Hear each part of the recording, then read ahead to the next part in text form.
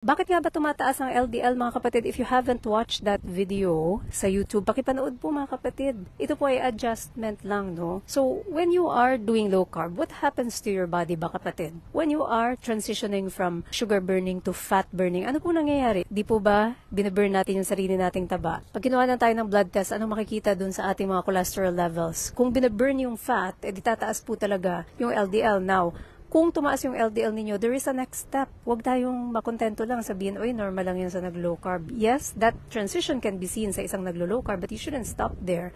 You should try to figure out, yung elevation ba ng LDL mo, is it something that you should worry about or not? Paano mo malalaman? You do further testing. Ano yung mga further testing na yun? Kung nandito ka sa US, Canada, you can get your doctor to order yung LDL-P or yung ApoB or lipoprotein A. Yan ang mga pwede niyo pong i-order. And again, nandun po yan sa videos natin sa YouTube. Bakit mahalagang i-order yun, Doc? Kasi yun ang magsasabi sa'yo kung anong uri ng LDL elevation meron ka. Ito ba yung uri na dapat ikaw ay baguhin mo ng konti, yung paglo-low carb, o ito yung uri ng pagtaas na hindi ka dapat mabahala? Right? Very, very important po yun, kapatid. Kasi pag in-ignore mo rin yan, tapos hindi mo alam na pagtaas ng LDL mo, may kasama pala yan na pagtaas ng ApoB, then you are putting yourself in danger. So, ito ha, yung scenario. Mataas yung LDL, tapos nagpa-check ka rin ng lipoprotein A mo o kaya ng LDL-P mo o kaya ng ApoB mo, nakita rin na mataas, then you should do something about yung paglo-low carb na ginagawa mo dahil pag in-ignore mo yan, magsa-start magbara yung mga ugat mo.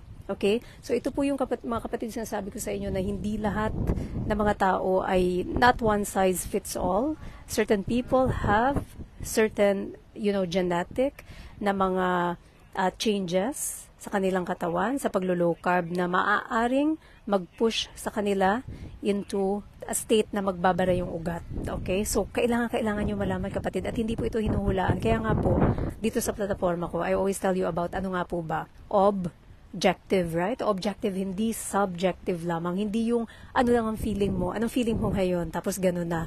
Right? You need objective measures, mga kapatid. Kailangan natin ng analysis. So, ito na yung blood work natin. Doon makikita kung anong klase ng pagtaas ng LDL meron ka. Dahil kung yung pagtaas ng LDL na meron ka is also affecting yung inyong ApoB or LDL-P or lipoprotein A ninyo, then you will have to change yung uri ng paglo-low carb. And I have mentioned sa inyo many times in the past na usually sa mga ganyan, ang makakatulong talaga is transitioning to a low-carb Mediterranean fusion diet. Okay? So, low-carb Mediterranean. Hindi po yung typical na low-carb dahil hindi nga hiyang, kundi low-carb Mediterranean.